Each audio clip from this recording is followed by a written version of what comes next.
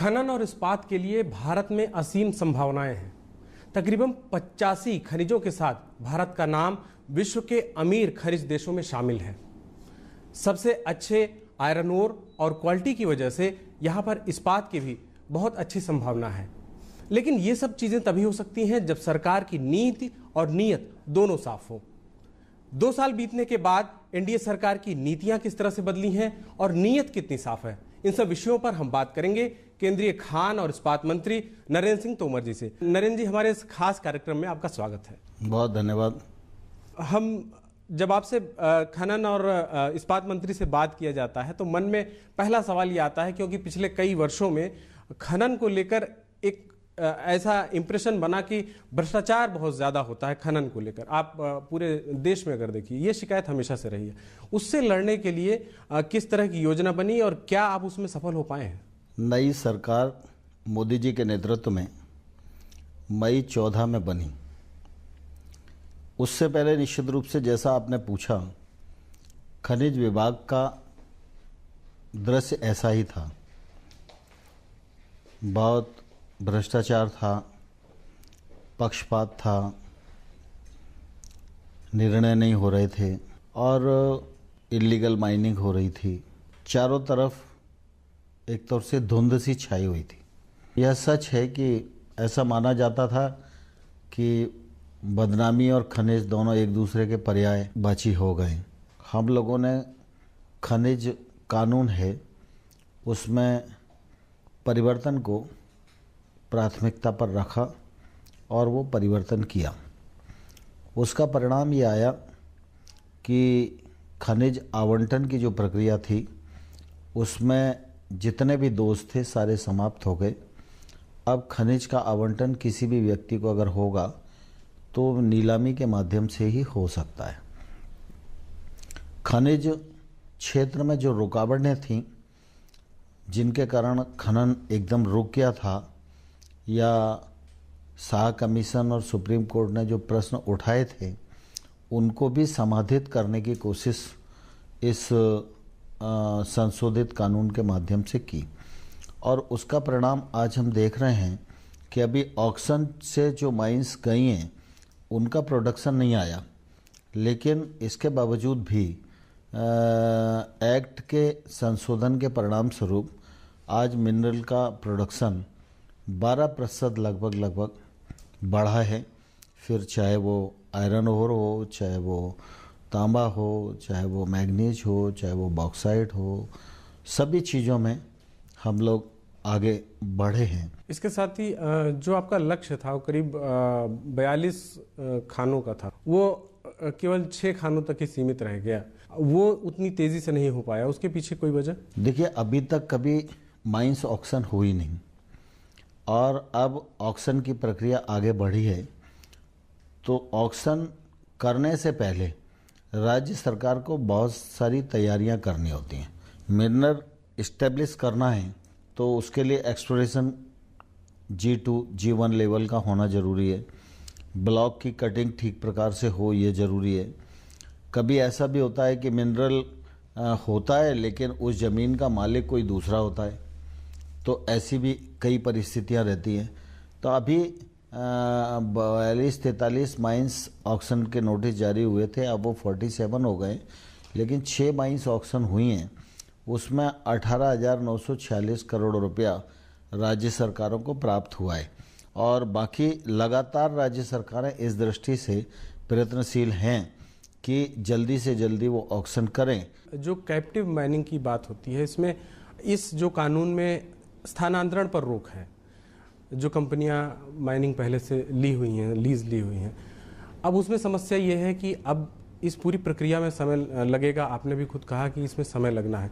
इस दौरान अगर माइनिंग रुकेगी तो एक प्रोग्रेस रुकेगा, विकास रुकेगा। उसके लिए कोई फ्रेमवर्क, कोई योजना बनी है कि जिनके पास कैप्टिव माइनिंग है वो किस तरह से आगे बढ़ते रहें? कैप्टिव और मर्चेंट दोनों प्रकार की माइनिंग हमारे देश में प्रभावित न हो और किसी प्रकार से रोजगार का संकट खड़ा न हो, खनिज उद्योग में किसी प्रकार की बाधा उत्पन्न न हो, तो उस समय भी हम लोगों ने ये तय किया था कि 30 मार्च 2020 तक जो माइंस 12 जनवरी 2015 को 50 वर्ष पूरे कर रही थी, उसको भी हमने 5 साल आगे बढ़ाने की अनुमति दी, जिससे खनिज का कारोबार चलता रहे। और जो कैप्टिव माइंस है उसको 15 साल तो 31 मार्च 2030 तक, ऐसे 5 और 15 साल का इन दोनों लोगों को हमने सहूलियत दी, जिससे किसी भी प्रकार के प्रोडक्शन पर देश में फ़र्क ना आए कानून के बदलाव के कारण। लेकिन जैसे ही MMDR एक्ट परिवर्तन हुआ, उसके बाद कुछ कठिनाइयाँ सामने आईं और उस समय एसोचैम और CII जैसे औद्योगिक संगठन भी सामने आए। उन्होंने भी अपने आवेदन पत्र हम लोगों को सौंपे, तो हमने उनकी सबकी परिस्थिति को मंत्रालय में अध्ययन कराया और उसके बाद हम लोगों को लगा कि ये कैप्टिव माइंस को हमें ट्रांसफ़र करने की अनुमति देना चाहिए।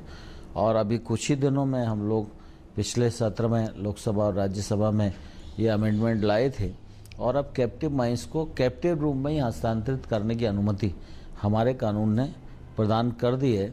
इसलिए किसी भी प्रकार की कोई तकलीफ इसमें आने वाली नहीं। माइनिंग के लिए ज़मीन ली जाती है, जगह ली जाती है, तो वहाँ से लोग विस्थापित होते हैं। उनके जो पुनर्वास और के लिए तमाम तरह की योजनाएं आई हैं, पहले भी कई बार आई हैं, लेकिन वो संतोषजनक नहीं रहीं। क्या उनके लिए कोई योजना है कि इस तरह से लोग हैं, उनको किसी तरह से उनका बेहतरी के लिए कोई योजना आप बना सके हैं? मैं समझता हूँ कि मोदी जी के नेतृत्व में पहली बार इस बात की चिंता की गई है कि जो व्यक्ति या क्षेत्र खनन से प्रभावित होता है उसके बारे में कानून में प्रावधान किया जाए। और इसलिए हम लोगों ने डिस्ट्रिक्ट मिनरल फाउंडेशन का प्रावधान किया। इस मिनरल फाउंडेशन में जो मिनरल एस्टेट हैं उसमें लगभग 6,000 करोड़ रुपया आएगा और ये जो राशि है प्रधानमंत्री खनिज क्षेत्र कल्याण योजना के माध्यम से खर्च की जाएगी और ये वहीं खर्च होगी जो क्षेत्र माइनिंग से प्रभावित हो रहा है, या उसी व्यक्ति पर खर्च होगी जो व्यक्ति माइनिंग से प्रभावित हो रहा है। अब प्रधानमंत्री खनिज क्षेत्र कल्याण योजना के माध्यम से जो व्यक्ति प्रभावित होगा उसके शिक्षा, स्वास्थ्य से लेकर उसके कौशल उन्नयन तक की चिंता यह प्रधानमंत्री खनिज क्षेत्र कल्याण योजना करेगी। जो नए खनिज क्षेत्र हैं उनकी भी खोज बहुत ज़रूरी है। अगर हम इस लिहाज से देखें तो वैश्विक पैमाने पर भारत अभी बहुत ही पीछे है। नए खनिज क्षेत्रों की खोज के लिए क्या कोई योजना है, क्या कोई उसके लिए भी कोई फंड की कोई तैयारी की गई है? आपने ठीक ही पूछा। निश्चित रूप से खनिज की खोज, इस पर ध्यान देना अत्यंत आवश्यक है और मैं समझता हूँ कि पिछले दिनों जितना ध्यान देना चाहिए था संभवतः वो नहीं दिया गया। लेकिन बिल्कुल नहीं दिया गया ऐसा मैं नहीं कहता हूँ, क्योंकि जितना कुछ हुआ है उसी के कारण हुआ है। GSI ने जो सर्वे करके OGP एरिया सुनिश्चित किया है वो 5,71,000 वर्ग किलोमीटर है और इसमें एक्सप्लोरेशन का काम जो है लगभग 10 और 15% अभी हुआ है। और आज माइनिंग जो हो रही है वो टोटल जो एरिया है उसके कुल 1% इलाके पर ही माइनिंग हो रही है। और इसलिए इस बार जब हम लोग माइनिंग एक्ट को परिवर्तन करने के बारे में विचार कर रहे थे तो हम लोगों ने इस बार निर्णय किया कि एक्सप्लोरेशन की दृष्टि से फोकस्ड योजना हम लाएंगे और इसलिए एक्सप्लोरेशन मिनरल ट्रस्ट हम लोगों ने प्रावधान एक्ट में किया और रॉयल्टी के बराबर की राशि का 2% पैसा उस ट्रस्ट में आएगा। और अभी मंत्रालय नई एक्सप्लोरेशन नीति वो पॉलिसी बना रहा है। वो पॉलिसी काफ़ी अच्छी अवस्था में आ गई है। कुछ दिन में वो इंटर मिनिस्ट्रियल कंसल्टेशन के बाद कैबिनेट में जाएगी और वो पॉलिसी हम ऐसी बनाना चाहते हैं जिसमें निजी क्षेत्र के लोग भी भागीदार हों। तो GSI और MECL ये दो हमारी संस्थाएं पहले से एक्सप्लोरेशन का काम करती थी। अभी हम लोगों ने कोशिश की है कि जो हमारे भारत सरकार के उपक्रम हैं उनको भी एक्सप्लोरेशन की दृष्टि से हम लोगों ने अधिकृत कर दिया है, तो वो भी इसमें सहायक सिद्ध होंगे। अभी वक्त है एक छोटे से ब्रेक का। नरेंद्र जी से बातचीत का सिलसिला जारी रहेगा।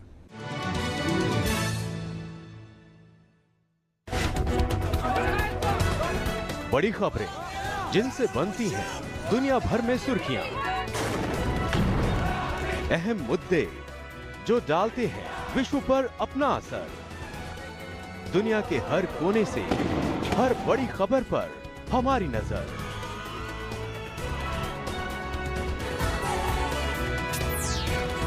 खबर दुनिया की सिर्फ डीडी न्यूज पर।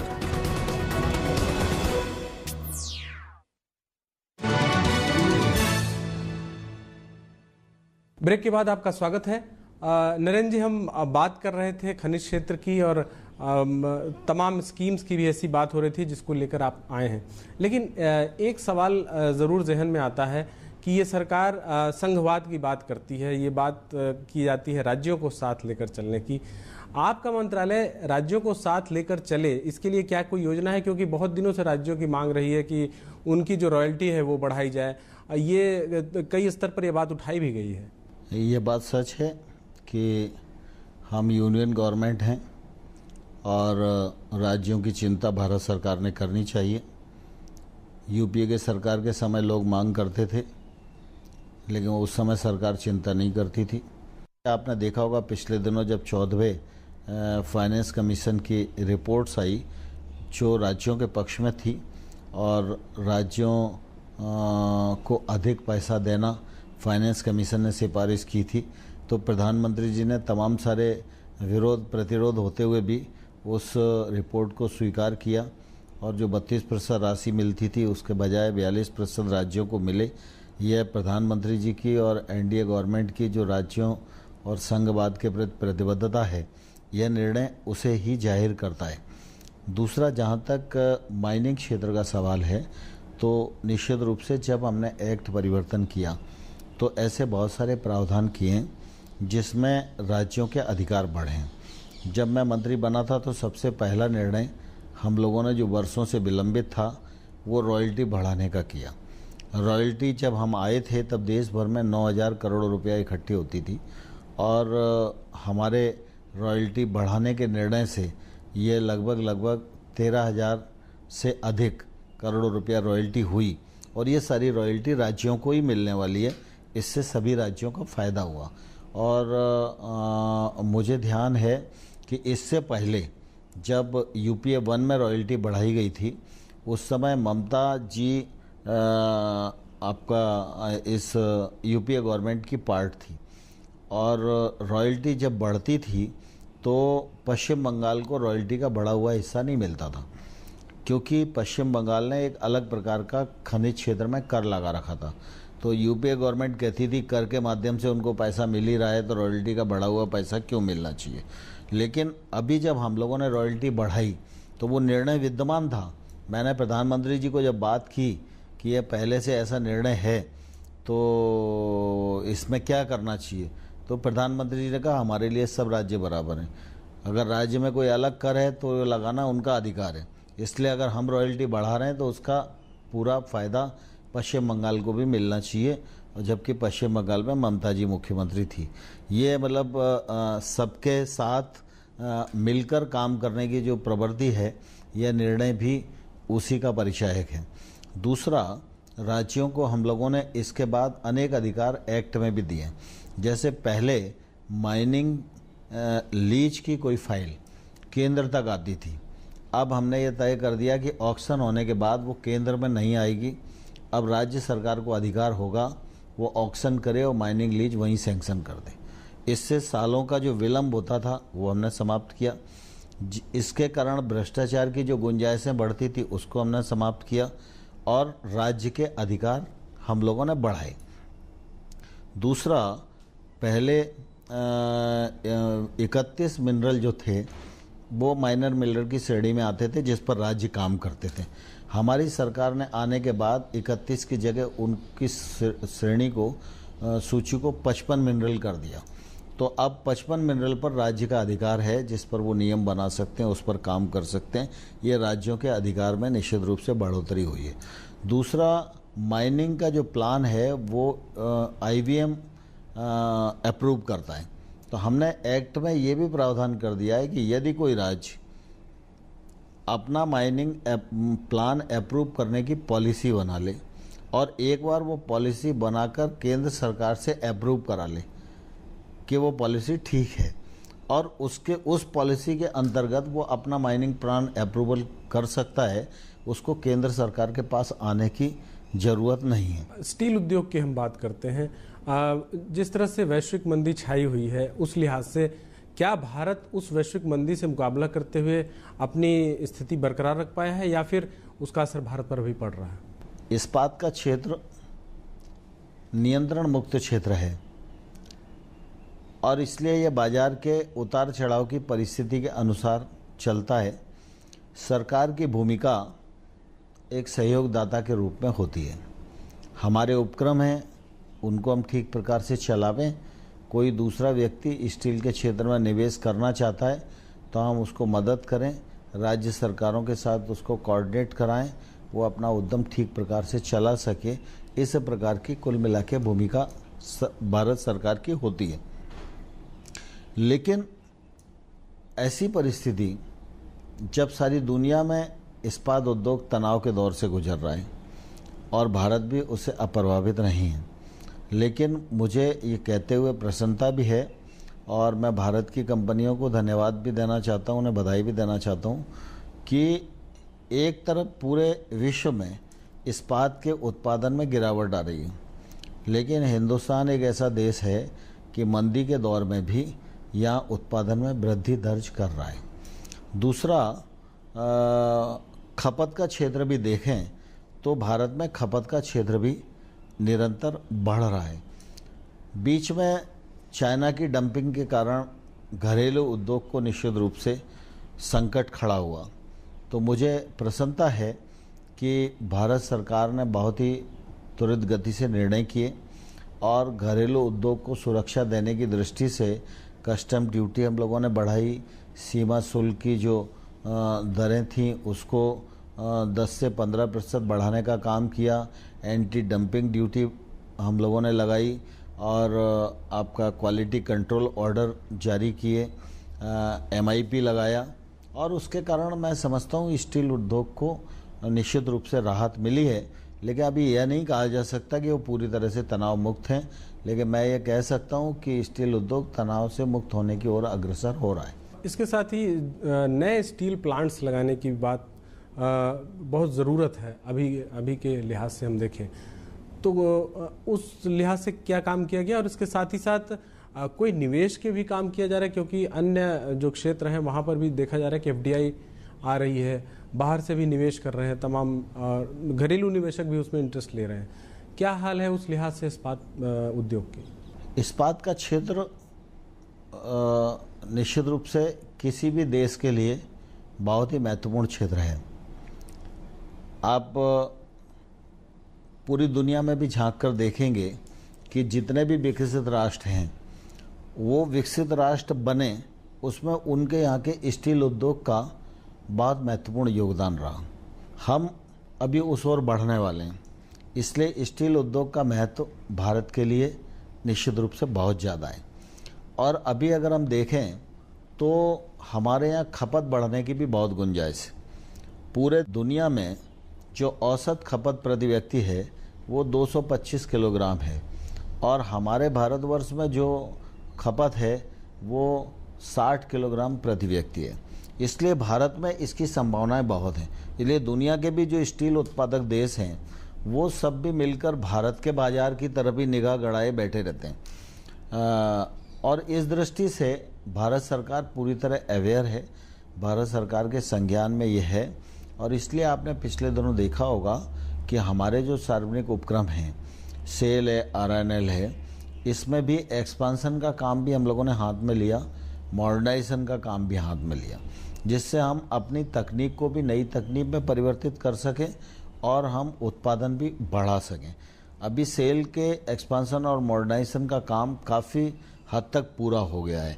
हमारा बोकारो, वर्णपुर, दुर्गापुर, सेलम, राउरकेला, ये सारे प्लांटों का काम पूरा हो गया है अब भिलाई का थोड़ा सा बचा है जो इस साल के अंतिम समय तक वो पूरा हो जाएगा। ये जैसे ही पूरा होगा तो सेल की जो उत्पादन क्षमता अभी 13 मिलियन टन थी वो बढ़कर 23 मिलियन टन हो जाएगी।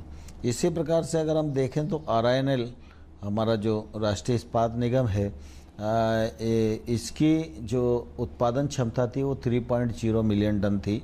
अभी इसमें 12,000 करोड़ रुपए का इन्वेस्टमेंट किया गया। अब इसकी उत्पादन क्षमता 6.3 मिलियन टन हो गई है। दूसरे चरण का भी काम हम लोग प्रारंभ करने वाले हैं और मुझे लगता है निकट भविष्य में 7.3 मिलियन टन इसकी भी उत्पादन क्षमता बढ़कर हो जाएगी। और साथ ही साथ हमारे देश के जो निजी स्टील उद्योग मालिक लोग हैं वो भी निश्चित रूप से इस बारे में पूरा ध्यान दे रहे हैं। तो इधर सार्वजनिक उपक्रमों की उत्पादन क्षमता बढ़ रही है, उधर निजी क्षेत्र के लोग बढ़ा रहे हैं। उसी का परिणाम है कि 2014 में जब हम सरकार में आए थे तो दुनिया में हम स्टील के चौथे क्रम के उत्पादक थे, अब हम तीसरे क्रम के उत्पादक हैं। कुछ ही दिनों में हम दूसरे क्रम के उत्पादक बने। इस दिशा में भारत आगे बढ़ रहा है। सार्वजनिक क्षेत्र के और भी प्लांट आवें, इस दृष्टि से हम लोगों ने कोशिश की है कि छत्तीसगढ़, झारखंड, उड़ीसा और कर्नाटक इन सरकारों के साथ मिलकर SPV रूट से हम लोग 4 नए प्लांटों की रचना कर रहे हैं, जिसमें झारखंड और छत्तीसगढ़ में सरकारों के साथ MOU हो गया है। कर्नाटक और उड़ीसा के साथ विचारणा चल रही है और मैं समझता हूँ ये 4 प्लांट भी लगेंगे तो लगभग 24 मिलियन टन उत्पादन हमारा देश का बढ़ेगा। स्टील की खपत बढ़े और स्टील की जो ज़रूरतें आने वाले कल में इस देश में होने वाली हैं उन ज़रूरतों को हम पूरा कर सकें, इसके लिए स्टील उद्योग का महत्वपूर्ण स्थान है और इस दृष्टि से सरकार अवेयर है।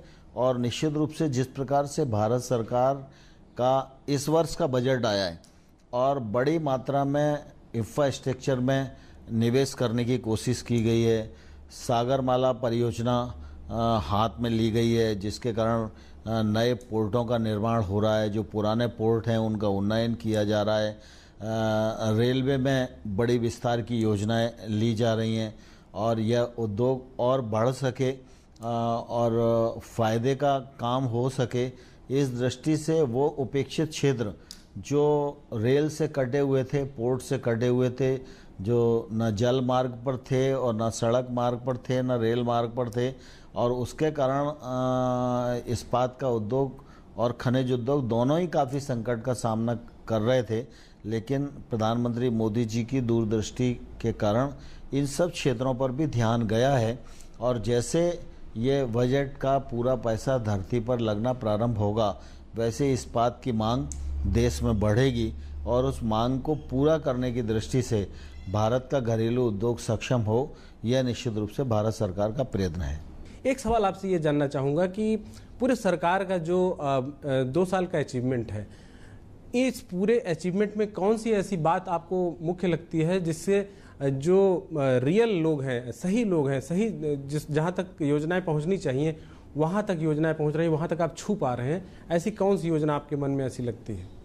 मैं समझता हूँ कि मोदी जी जब प्रधानमंत्री बने तो उनके सामने जितनी चुनौतियाँ थीं और उनसे जितनी अपेक्षाएं थीं, मैं समझता हूँ शायद पूर्व के किसी भी प्रधानमंत्री के सामने न तो इतनी चुनौतियाँ रही होंगी और न इतनी बड़ी अपेक्षा रही होगी। लेकिन मुझे यह कहते हुए प्रसन्नता है कि मोदी जी ने समग्र विकास और संतुलित विकास इस कल्पना को साकार करने की एक योजनाबद्ध कोशिश की, जो धीरे धीरे अब सफलता की ओर बढ़ रही है। और हमारी सबसे बड़ी ताकत जो है हमारे देश का किसान और मजदूर है। इस दृष्टि से भी मोदी सरकार ने लगातार काम करने की कोशिश की है।